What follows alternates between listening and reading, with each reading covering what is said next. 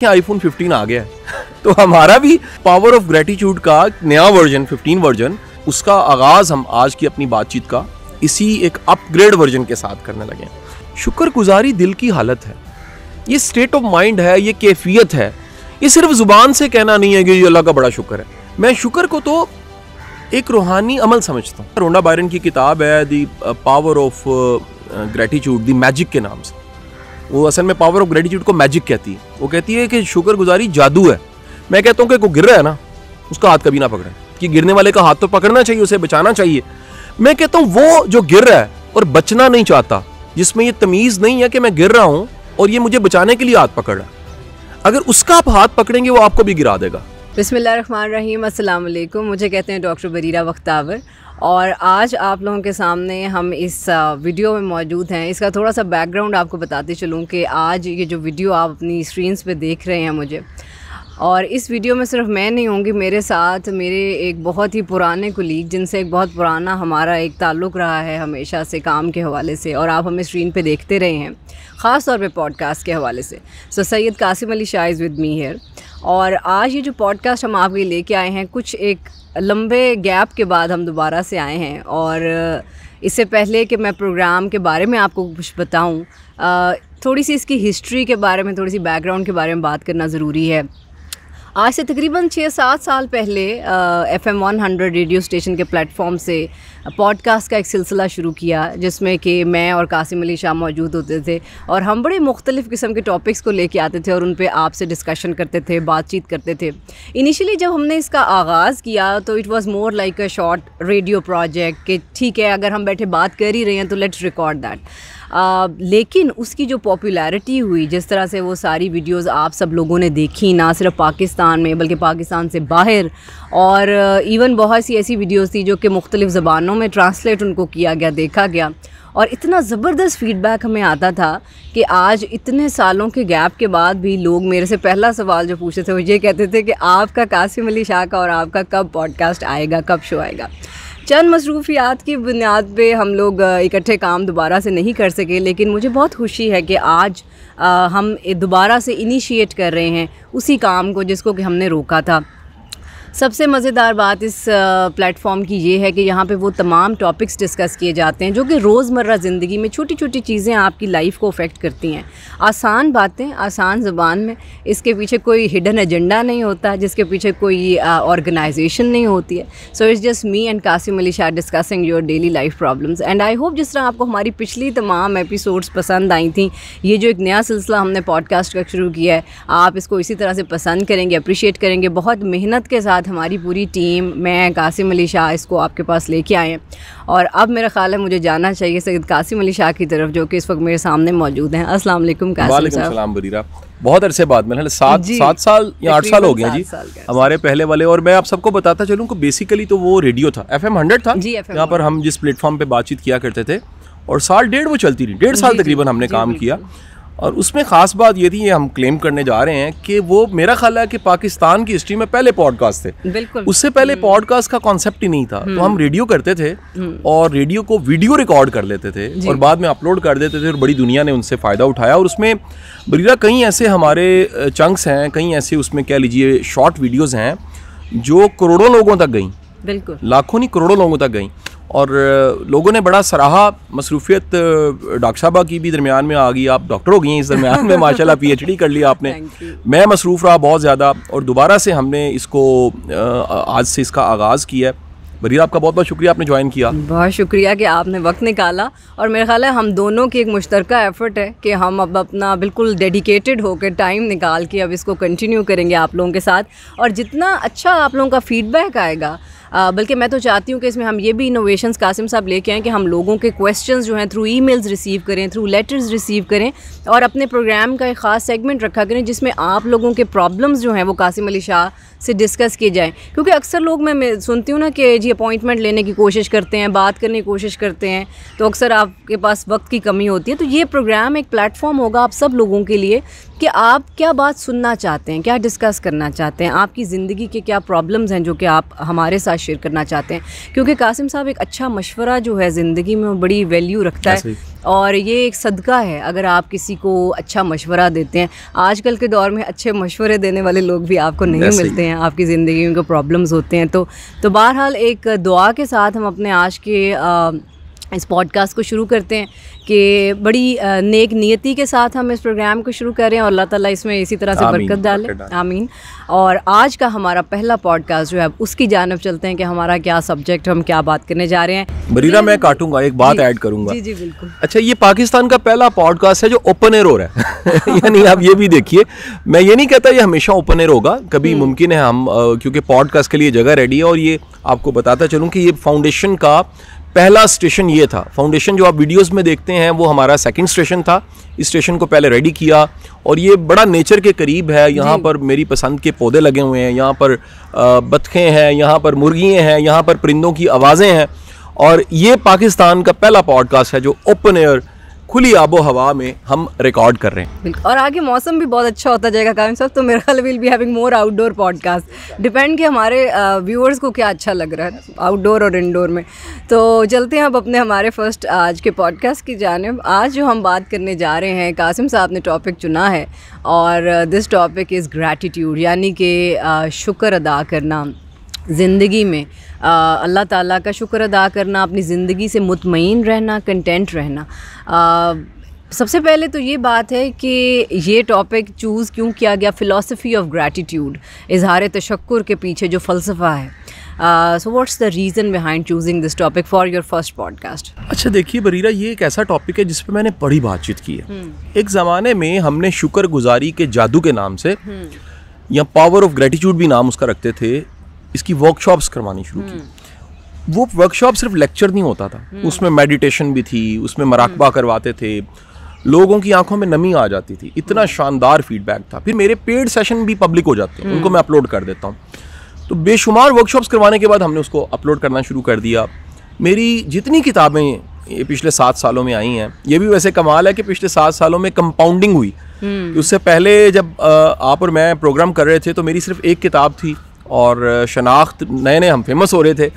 और इन 7 सालों में मेरी 13 किताबें आ गईं, मुझ पे 4 किताबें लिखी गईं, कई लैंग्वेजेस में ट्रांसलेट होने लग पड़ी। मेरी हर किताब में शुक्रगुजारी का चैप्टर ज़रूर होता है। सही। और मेरा ख्याल है कोई ऐसा प्लेटफॉर्म नहीं जहाँ पर जाके मैंने शुक्रगुजारी की बातचीत नहीं की। तो फिर इतनी बातचीत पहले अगर कर ली हमने, तो आज हम इस टॉपिक को philosophy and psychology of gratitude या ग्रेटफुलनेस को क्यों चूज़ कर रहे हैं, ये एक बड़ी अहम बात है। मेरा ये ख्याल है कि दुनिया का बेहतरीन मुकर्रर भी उसका कंटेंट वक्त के साथ साथ अपग्रेड होता रहता है। सही। तो मेरा कंटेंट को रट्टा तो है नहीं, मेरे हाथ में शायद ही किसी ने बातचीत करते हुए कोई चिट देखी हो, कोई नोट्स देखे हो। इवन के मल्टीमीडिया पे मैं लेक्चर नहीं देता। मेरे लेक्चर जो है वो मेरी जग बीती होती है, मेरा एक्सपोजर होता है और उसको मैं लोगों के साथ शेयर करता हूँ। तो ये एक ऐसा टॉपिक जिसको मैंने वक्त के साथ साथ जाना है और इसको वक्त के साथ साथ इसके फलसफे को जाना है, इसकी फिलॉसफी को जाना है। और मेरा इस सब्जेक्ट पे एक डेप्थ बनी है, वक्त के साथ साथ आप एक डेप्थ, आपकी गहराई बन जाती है। अच्छा, अब बरीरा इसमें ना एक बड़ी अहम बात यह है कि मैं आज जो बातचीत करने लगा हूँ, आप ये कह लीजिए कि मेरे इस टॉपिक जिसके साथ मैं पिछले कई सालों से खेल रहा हूँ, इस टॉपिक को मैं क्लासों में डिस्कस कर रहा हूँ, मेरे पॉडकास्ट हैं, मेरे ऑडियोज़ हैं, मेरे राइटिंग्स हैं, और मैंने किस किस प्लेटफॉर्म पे ग्रेटिट्यूड की एक्सरसाइजेस करवाई हैं, उसका एक अपग्रेड वर्जन। जैसे देखें आईफोन 15 आ गया है, तो हमारा भी ग्रेटिट्यूड, पावर ऑफ ग्रेटिट्यूड का नया वर्जन, 15 वर्जन और एक अपग्रेड वर्जन आना चाहिए था। तो उसका आगाज हम आज की अपनी बातचीत का इसी एक अपग्रेड वर्जन के साथ करने लगे। सही। मैं आपको इंसान की बड़ी बुनियादी फितरत और जिबिल्लत को बता के बात आगे लेकर चलूंगा। इंसान बुनियादी तौर पे नाशुक्र है और इस नाशुक्रेपन को समझना अगर आपने है तो आप एक छोटे से फिनोमेना को समझिए मिसाल के साथ। अगर हमारी ज़िंदगी में 100 चीज़ें हैं, हम सब जो सुनने वाले हैं, हमारी ज़िंदगी में 100 चीज़ें हैं, तो कुछ एक्सेप्शंस को छोड़ के हम सबकी ज़िंदगी की 99 चीज़ें काम ठीक होते हैं और एक ख़राब होता है। ये हो ही नहीं सकता कि दुनिया का कोई बंदा बरीरा उसकी सब चीज़ें ठीक नहीं हो सकती। कईयों के कुछ चैलेंज होते हैं, कहीं अल्लाह के बड़े वली नेक बंदे हैं, अल्लाह उनको आजमाता है, बड़ी बड़ी आजमाइशें देता है। लेकिन नॉर्मली हम जिस तरह के लोग हैं और जिस दुनिया में रहते हैं, इसमें आप कह लीजिए कि हर वक्त कोई ना कोई एक चैलेंज जरूर होता है। नाशुक्रेपन का मतलब है कि इंसान के अंदर कुछ ऐसा है कि वो एक प्रॉब्लम जो है वो उसको देखता है, 99 जो अच्छा होता है उसको छोड़ता है और उस एक को वो मैग्नीफाई करना शुरू कर देता है।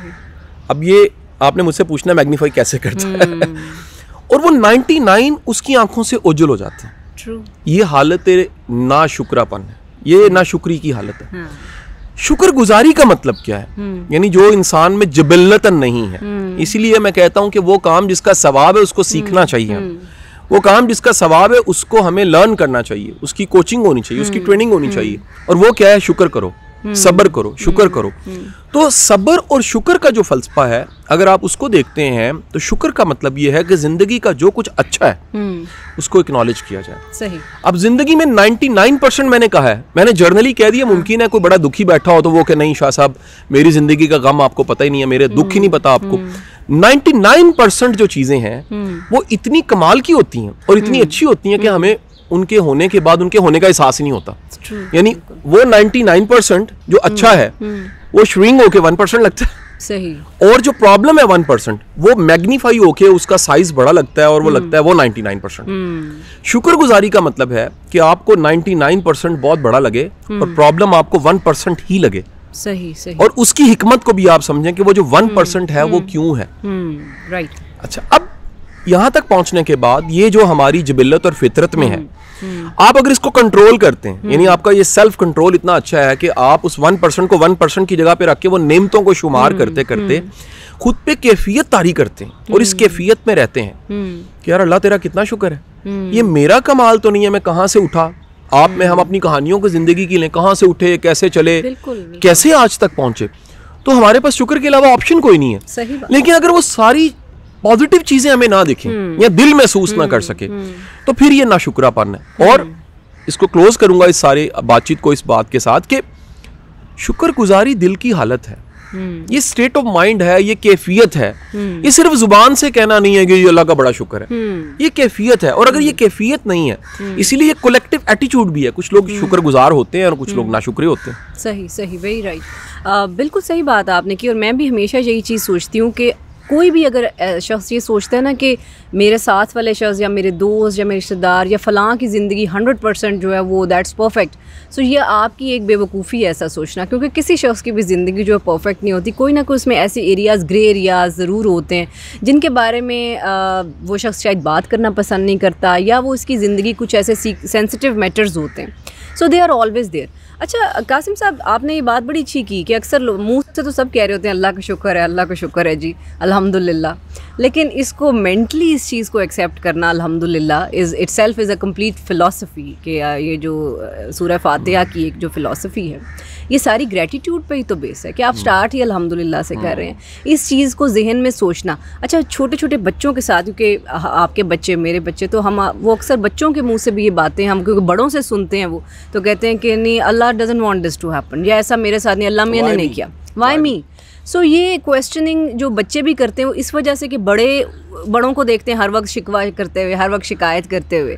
आप इस बारे में क्या कहेंगे? घरों में जो स्पाउस हैं, जो पार्टनर्स हैं, हर वक्त एक गिला शिकवा, जो तीसरा बंदा आया उसके सामने बैठ के शुरू हो गया, मेरी ज़िंदगी में बड़े मसले हैं, तुम्हें क्या पता मेरा। अक्सर लोगों को होता है ना कि भाई हमारे तो बड़े मसाइल, और जब बच्चे ये सारी चीज़ें सुन रहे होते हैं 24 घंटे, तो क्या उनकी क्या फ़िलासफ़ी बनती है फिर ग्रैटिट्यूड?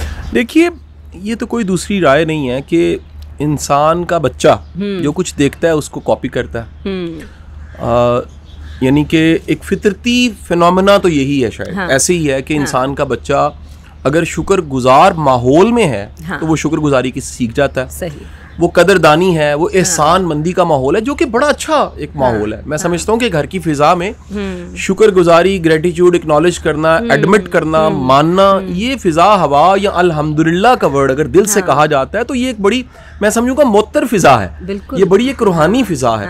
मैं शुक्र को तो एक रूहानी अमल समझता हूँ। बिल्कुल। और इसको अगर आप देखिए ना, रोंडा बायरन की किताब है द मैजिक के नाम से, वो असल में पावर ऑफ ग्रेटिट्यूड को मैजिक कहती है। वो कहती है कि शुक्रगुजारी जादू है, और इस जादू को तब एक मुसलमान के लिए समझना बरीरा बड़ा आसान हो जाता है जब वो अल्लाह का वादा कुरान में पढ़ता है। वादा क्या है? तुम शुक्र अदा करो, मैं तुम्हें और दूंगा। यानी जिस जिस चीज का शुक्र है वो मल्टीप्लाई होने लग पड़ती है। और जिस चीज का गिला है, शुक्र का उल्ट है गिला, शिकवा, और शिकवा और गिला फिर समझिएगा वो 1% उठाया हमने, उसको पकड़ के हमने लेप कर दिया 99 पे।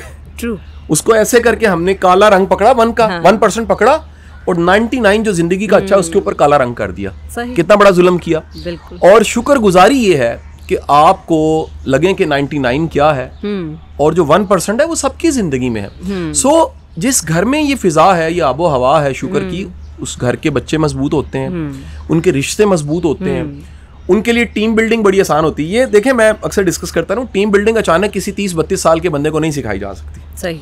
ये घर के माहौल से बंदा टीम बिल्डिंग सीखता है, लीडरशिप सीखता है और बड़ा होता है। अब ये नहीं हो सकता अचानक सारी जिंदगी बच्चे ने सुना कि एनो नहीं मुंह लाना या इससे बचना है, या फूफो अच्छी नहीं है, या इन बच्चों के साथ नहीं खेलना, इनको अवॉइड करना है। जिन घरों में ये सिखाया जा रहा है कि इंसानों के बगैर चलना है और यू आर सुपीरियर, वो बच्चा बड़े होके बॉस तो बन सकता है, लीडर नहीं बन सकता। क्योंकि साइमन सिनिक का ये मेरा पसंदीदा जुमला है। साइमन सिनिक कहता है कि बॉस के पास पोजीशन होती है, बॉस के पास पावर होती है, लीडर के पास लोग होते हैं। और ये लोग इतनी बड़ी ताकत है कि आप इशारा करते हैं वो जान देने को तैयार हो जाते हैं। वजह कि अपने दिल जीते होते हैं। उनको पता होता है ये हमारा लीडर अकेले ग्रो नहीं कर रहा, इसके साथ जुड़ा हर कोई ग्रो करता है। सही। मैं तो जिंदगी की इस मिसाल को, जो कि बड़ी शायद सादा सी लगे, बरीरा इसका मैं बड़ा कायल हूं, कि एक बस, अब क्योंकि हम बुनियादी तौर पे गांव से हैं तो हमें वो याद आ रहता है कि जीटीएस की बस चलती थी। एक बस के पीछे अगर एक कपड़े का टुकड़ा भी बंधा होता है ना, जिसको टाकी कहते हैं, पंजाबी में टाकी कहते हैं, और लीर भी कहते हैं ना, सराइकी में तो लीर का वर्ड है वगैरह, ठीक है कि नहीं, वो लीरें भी बंधी होती है ना, वो भी उड़ती जा रही होती हैं। तो अगर कोई उड़ रहा है आप उसके साथ जुड़ते हैं, आप भी उड़ते हैं। अगर कोई गिर रहा है वो गिरता है और आप भी साथ गिर जाते हैं। और ये मेरा जुमला, कईयों को इस पे बड़ा एतराज होता है वरीरा, मैं कहता हूँ कि कोई गिर रहा है ना, उसका हाथ कभी ना पकड़ें। तो लोग कहते हैं सर आप तो मॉरल सिखाते हैं, आपने किस तरह की बात की, गिरने वाले का हाथ तो पकड़ना चाहिए, उसे बचाना चाहिए। मैं कहता हूँ वो जो गिर रहा है और बचना नहीं चाहता, जिसके अंदर ये सेल्फ लव नहीं है, जिसमें ये तमीज नहीं है कि मैं गिर रहा हूं और ये मुझे बचाने के लिए हाथ पकड़ रहा है, अगर उसका आप हाथ पकड़ेंगे वो आपको भी गिरा देगा। उस मकाम पे कुरान क्या कहता है, कालू सलामा से आई एम सॉरी, मैं जा रहा हूं। एग्जिट प्लान करें। और जहां पर आपको पता है ये बचना चाहता है, वहां पर उसकी मदद जरूर करें। सो शुक्र की जो एक हालत है, इसमें साथ ये जुड़ता है कि शुक्र की बेहतरीन हालत फिर क्या है, यानी इसके एक्सप्रेशन है ना। देखें कोई अगर खुश है तो खुशी का सबसे बड़ा एक्सप्रेशन क्या क्या है, यानी दुनिया में जुबान भी इजाद नहीं हुई थी तब से रिकॉर्डेड हिस्ट्री, 10,000 साल की रिकॉर्डेड हिस्ट्री बता रही है कि इस तरह के जो एक्सप्रेशन होते हैं, यानी हमारे बच्चे भी ऐसे गोल सा चेहरा बनाते हैं, ये आंखें बनाते हैं और अगर यूं कर देते हैं, और हम व्हाट्सएप पे भी जो इमो भेजते हैं, इमो होती है जी, बिल्कुल ऐसे अगर हो तो वो क्या है, स्माइल है। यानी सदियों से इंसान ने जाना कि ये स्माइल है, एक्सप्रेशन में स्माइल है। शुक्रगुजारी में याद रखिएगा जो आपकी जहनी हालत है, मैंने उसमें बता दिया, कल्बी कैफियत और जहनी हालत, वो ग्रेटिट्यूड है। और उसका सबसे बेहतरीन एक्सप्रेशन क्या है, आप बांटने की हालत में होते हैं, आप तकसीम कर रहे होते हैं। यानी मैं अगर ये कहूँ तो गलत नहीं होगा कि शुक्रगुजारी का सबसे बड़ा एक्सप्रेशन सखावत है। सखावत का मतलब है ये बंदा शुक्रगुजार है, इसके अंदर ये कामिल यकीन है कि मेरे रब ने मुझे दिया और मैं दिते में से दे रहा हूँ, जो इशफाक साहब ने कहा, अपना तो कोई कमाल नहीं। सही सही, बिल्कुल ठीक। बड़ी खूबसूरत बातचीत आप ग्रैटिट्यूड के हवाले से कर रहे हैं, और जैसे घरों के लेवल पे भी हमने बात की, और ये मुझे आपकी बात बहुत अच्छी लगी कि हमेशा उस शख्स को बचाने की कोशिश करें जो कि ख़ुद बचना चाह रहा है। अक्सर लोगों का इतना एक पेसिमिस्टिक एटीट्यूड टुवर्ड लाइफ होता है कि जब आप उनके साथ लिंगर ऑन होते हैं और ख़ुद भी उनमें ग्रैटिट्यूड नहीं होता, वो ख़ुद भी all the time they are complaining. So when you will sit in a company जहाँ पे लोग हर वक्त कंप्लेन कर रहे हैं ना, तो आप में भी वो आदतें डेवलप हो जाएंगी कि आप भी वैसे ही एक कंप्लेनर बन जाएंगे। और यकीन कीजिए कासिम साहब कि जैसे आप भी प्रोफेशनल लाइफ, मैं भी प्रोफेशनल लाइफ में हूँ, बहुत अरसा हमें गुजर गया।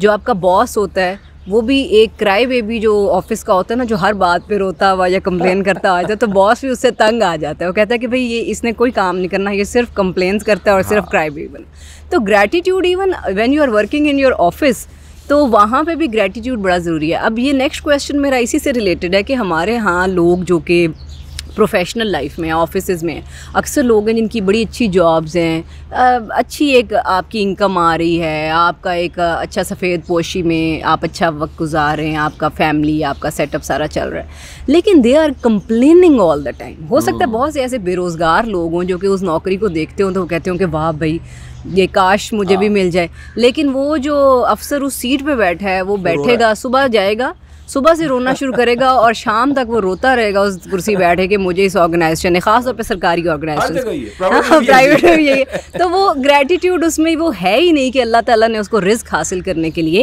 एक ज़रिया दिया है जहाँ से वो रिस्क के हलाल कमा सकता है। ग्रेटिट्यूड नहीं है उसमें। और वो शख्स आपके ख्याल में क्या आउटपुट दे रहा है काम में अपनी? अच्छा देखें, जो नाशुक्रा होता है ना उसकी सबसे बड़ी निशानी ना खुश होना, कंप्लेन करना, ये एक्सप्रेशंस हैं। हाँ।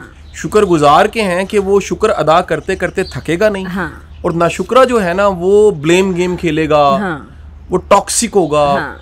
वो एनर्जी सकर होगा। ये बड़ी एक इस पे अलग वैसे हम डिस्कस करते हैं। ये मेरा पसंदीदा एरिया और टॉपिक है कि कुछ लोग एनर्जी सकर होते हैं और कुछ लोग जो हैं वो बास्केट होते हैं, कुछ डैपर्स होते हैं, वो जैसे स्याही चूस होता है ना, कुछ लोग एनर्जी चूस होते हैं। सही बात। अच्छा, अब ना होता ये है कि इसमें ना एक बड़ी कमाल की रवायत मंसूब की जाती है हज़रत मूसा अलैहिस्सलाम से, और ये रवायत क्योंकि रवायात के हवाले नहीं होते लेकिन ये बड़ी फेमस है इसलिए मैं सुना देता हूँ कि मूसा अलैहिस्सलाम अल्लाह पाक से बातचीत करने जा रहे थे, कलीमुल्लाह थे और अल्लाह से बात करते थे। वो जा रहे थे तो रास्ते में एक शख्स देखा उन्होंने कि जो बड़ा ही वेल्दी रिच है और उसके पास बड़े वसाइल हैं और बहुत कुछ है उसके पास।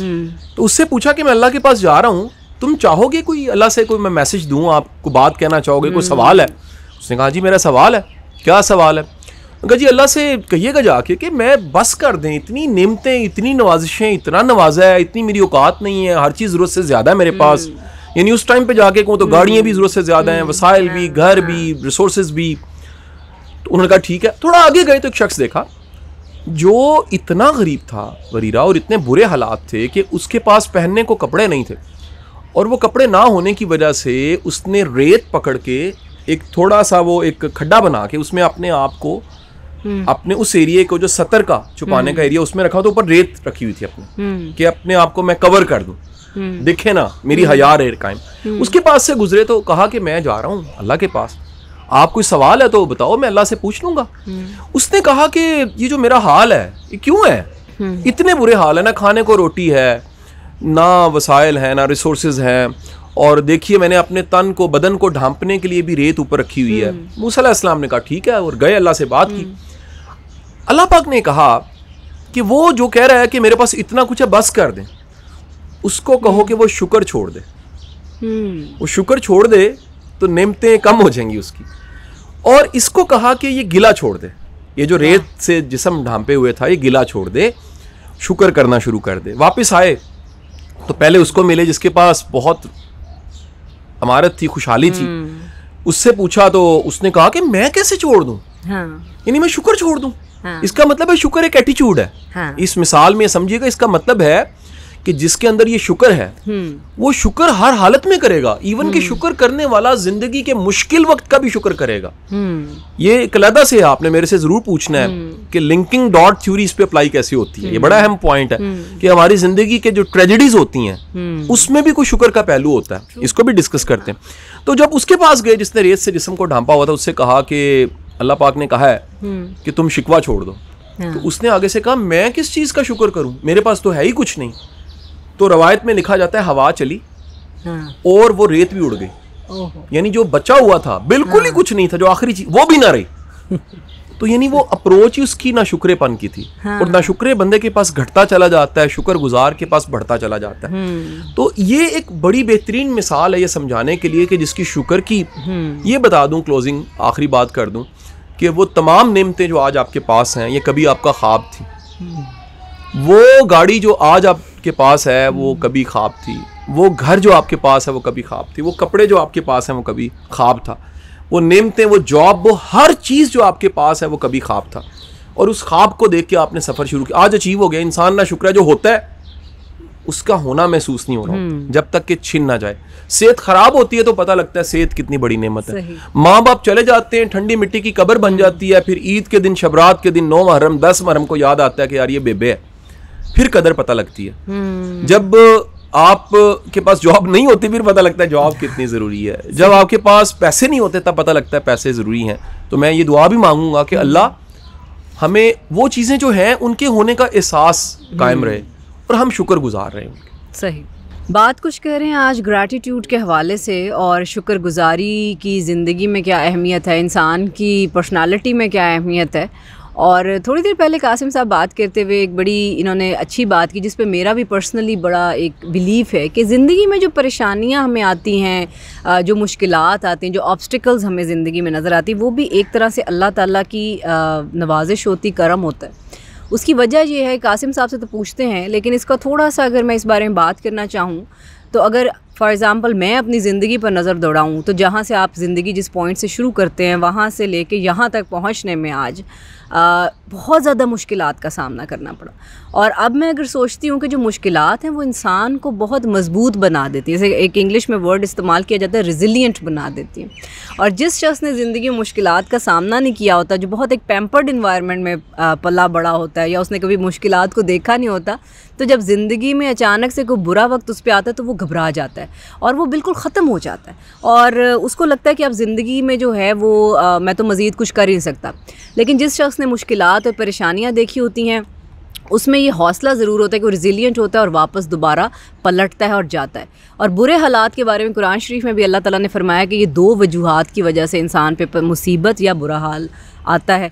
पहली वजह हमारे अपने अमाल कि कुछ ऐसा बुरा किया होता है जिस वजह से कोई बुरा हमारे साथ ज़िंदगी में होता है, और दूसरी चीज़ है ट्रायल, यानी कि आपको आज़माया जाता है।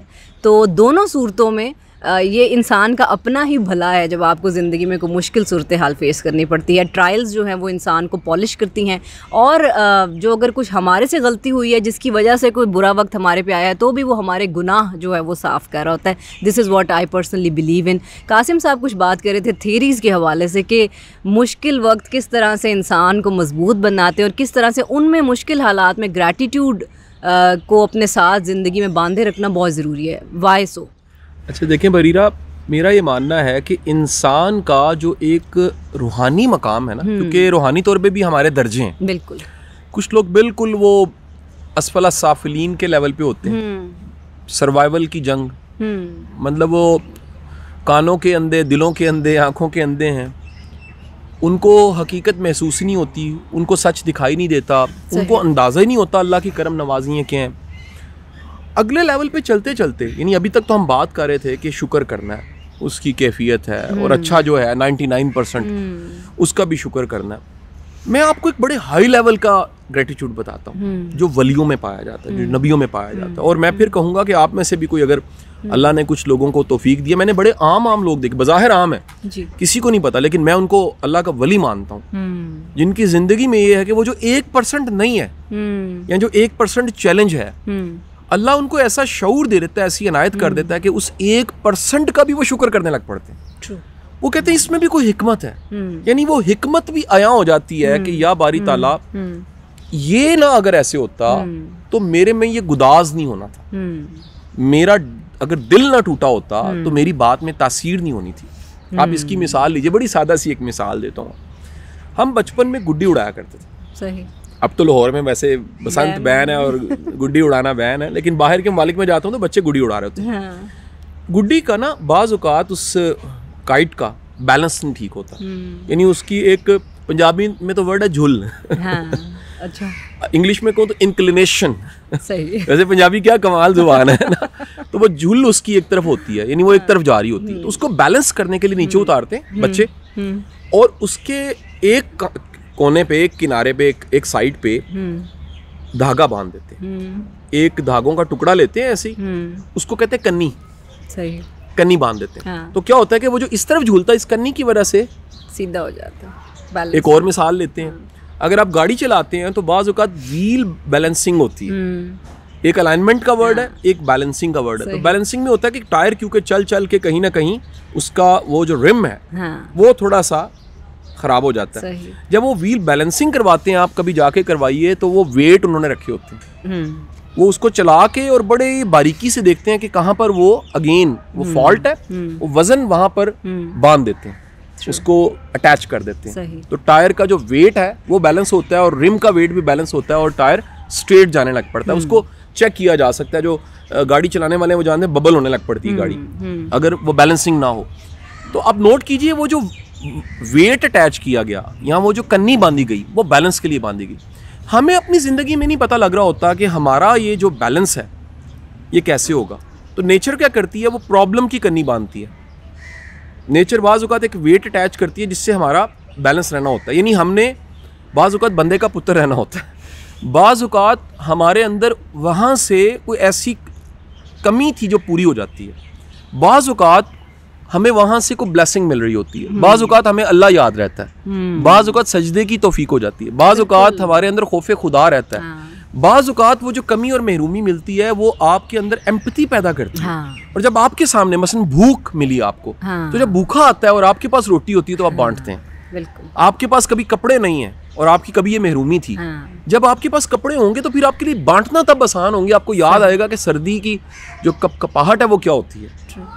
मैं अक्सर कहता हूँ, आज मैं सुबह बात कर रहा था एक बच्चों के साथ, तो मैंने कहा अगर हमें बड़ी क्वालिटी एजुकेशन मिलती तो हम इतने बड़े रिफॉर्मर ना बनते। ये जो रिफॉर्म की तरफ में आया, मेरा विजन है कि मैं पूरे पाकिस्तान के एजुकेशन सिस्टम को रिफॉर्म की तरफ लेके जाना, तो बड़ा रिफॉर्म चाहता हूँ जो 225 यूनिवर्सिटियों में हो, जो सैकड़ों हजारों कॉलेजेस में हो, जो स्कूल्स में रिफॉर्म आए, वो एग्जामिनेशन सिस्टम का हो, वो क्वालिटी टीचर का हो। ये मेरा एक अल्टीमेट विजन है कि मैं अपनी ज़िंदगी में देख सकूं कि इस पूरे मुल्क के तालीम के निज़ाम को मैंने बदल दिया। अगर हमें वो महरूमी ना मिलती तो आज हम इस मिशन पे काम ना कर रहे होते। तो बड़े बड़े लोग ऐसे हैं, आप हीरोज़ की लाइफ पढ़ें, जो उन्हें कमियाँ मिली, वो कमियों ने उनको हीरो बनाया। अगर वो कमियाँ ना मिलती तो एक बड़ा इंसान उस कमी का, उस चैलेंज का, उस दुख का भी शुक्रिया अदा करता है। मैं आपको ये भी एक बड़ी मज़े की बात बता दूं, जिनको रिश्ते अच्छे नहीं मिलते उनको रिश्तों की कदर ज़्यादा होती है, उनको बंदे की वैल्यू होती है कि यार ये क्या होता है। जिनको कोई फ़र्ज़ कीजिए कि कोई ऐसा मिला जिसने डैमेज कर दिया, फिर कोई अच्छा मिलता है, वो उतनी कदरदान होते हैं कि यार ये असल वर्थ और वैल्यू ये होती है। उनकी डेफिनेशन चेंज होने लग पड़ती है। ये जो वर्ड है जेंटलमैन, जेंटलमैन की डेफिनेशन हमने अपनी बनाई होती है, ये भी वक्त के साथ साथ अपग्रेड होती है। तो हमारी ज़िंदगी की बड़ी डेफिनेशंस और बड़ा कुछ चैलेंज, ट्रेजेडी, दुख, तकलीफ, परेशानियों में वो डेफिनेशन चेंज होती है और वो ट्रांसफॉर्मेशन रिक्वायर होती है नेचर की तरफ से। अल्लाह को पता होता है कि ये सबक कासिम अली शाह ने यूनिवर्सिटी में नहीं पढ़ा, ये सबक कॉलेज में नहीं पढ़ा, ये किताबों में नहीं पढ़ा, ये अमली तौर पे नेचर आपको कहीं फेंकती है किसी खास सिचुएशन में। और बिल्कुल उसी तरह जिस तरह गर्म पानी का एक मग्गा, उसमें टी बैग गिरता है तो रंग निकलता है, ठंडे पानी में गिराएं रंग थोड़ा निकलेगा, लेकिन वो गर्म पानी का मग्गा उस टी बैग को गिराने के बाद अपना रंग जो सारा छोड़ता है, वो कह लीजिए एसेंस है, वो निकलता ही मुश्किल हालात में है। तो हम बचाते रहते हैं अपने आप को, हमारी माएँ दुआएं देती हैं अल्लाह तन्नू तत्ती व आने लगे, वो दुआएं मिलती हैं कि कभी मुश्किल ना आए। हालांकि मुश्किल आपको जितना फ़ायदा दे के जाती है, जितना रिवार्ड दे के जाती है, बाज़ दफ़ा ऐसा होता है बरीरा कि हम पीछे मुड़ के देखते हैं, हम उल्टा शुक्रिया अदा करते हैं उस चैलेंज का, उस दुख का, उस तकलीफ़ का कि या बारी ताला अगर ये ना होता तो मैं यहाँ ना होता। सही। एक लतीफ़ा सुनाते हैं, फिर आपने क्लोजिंग करनी है। एक कश्ती में बहुत से लोग मुसाफिर बैठे होते हैं और एक बच्चा गिर जाता है। वो बच्चा गिरता है तो एक बूढ़ा बाबा जंप लगाता है और उस बच्चे को बचा के लाके ऐसे कश्ती में बिठाता है। सारे क्लैपिंग करते हैं, वाह बाबा जी क्या बात है, कमाल कर दिया, जिंदगी बचा ली। तो बाबा जी पंजाब में कहते हैं मैनू यह दसो मैनू धक्का किने देता सी। तो बिल्कुल इसी तरह बाज़ औक़ात कोई धक्का देता है और बाद में उस धक्के की वजह से क्लैपिंग हो रही होती है। और हम ये जो ज़िंदगी को परफेक्ट देखना चाहते हैं, आज जो कुछ आप चाहते हैं अगर मिल जाए, तो मैं दावे से कहता हूँ ख्वाहिशात पूरा होने के बाद भी बच्चे देती हैं, जिस तरह इधर बत्तखों के बच्चे नज़र आ रहे हैं, नई ख्वाहिशात पैदा हो जाती हैं। इस ज़िंदगी में बहुत कुछ मिल जाता है, इस ज़िंदगी में बहुत कुछ का इंतज़ार होता है, लेकिन इस ज़िंदगी में कुछ कबूल भी करना पड़ता है, उसके बगैर आप अच्छी ज़िंदगी नहीं गुजार सकते। ज़बरदस्त। So this was our episode about gratitude. और बड़ी अच्छी बात कासिम साहब ने कही, और प्रोग्राम का भी तकरीबन वक्त ख़त्म हो चुका है मेरे पास, कि अक्सर ज़िंदगी के मसाइल, परेशानियाँ, मुसीबतें आपको एक मौका देती हैं अपने क्रिएटर की तरफ, अल्लाह की तरफ वापस जाने का, दोबारा सजदा रेज़ होने का, और ये यकीनन एक ब्लेसिंग है। ज़िंदगी में जो भी हालात हों, जैसे कासिम साहब ने भी कहा, आज की हमारी बड़ी ज़बरदस्त गुफ्तगू थी, हमेशा ग्रैटिट्यूड को अपने साथ रखें, शुक्रगुज़ारी करेंगे, दिल मुतमईन रहेगा, पुरसकून रहेंगे तो ज़िंदगी में हर चीज़ अच्छी लगेगी और खुश रहेंगे। इंशाल्लाह अब नेक्स्ट प्रोग्राम में हम दोबारा से आपके सामने आएंगे, और बहुत ही मज़ेदार और बहुत ही एक लंबी फहरिस्त है टॉपिक्स की जो कि हम डिस्कस करना चाहते हैं। नेक्स्ट प्रोग्राम में कुछ हम बात करेंगे टॉक्सिसिटी के हवाले से, उन तमाम टॉक्सिक लोगों के हवाले से जो कि आपके इर्द गिर्द होते हैं। कोई अक्सर हो सकता है आपके घर में हो, आप प्रोफेशनल लाइफ में हैं वहाँ हो, आपके इर्द गिर्द आपके नेबर्स, एनीबडी कैन बी, और उन लोगों के साथ अब डील कैसे करना है और कैसे लीस्ट इफ़ेक्ट होने देना है अपनी ज़िंदगी को because of those toxic people. Will be talking about that in our next episode. Till then मुझे इजाज़त दें डॉक्टर बरीरा बख्तावर और मेरे साथ सैयद कासिम अली शाह, और इंशाल्लाह will be meeting you again in the next episode. अपना बहुत ज़्यादा ख्याल रखिएगा। अल्लाह हाफ़िज़।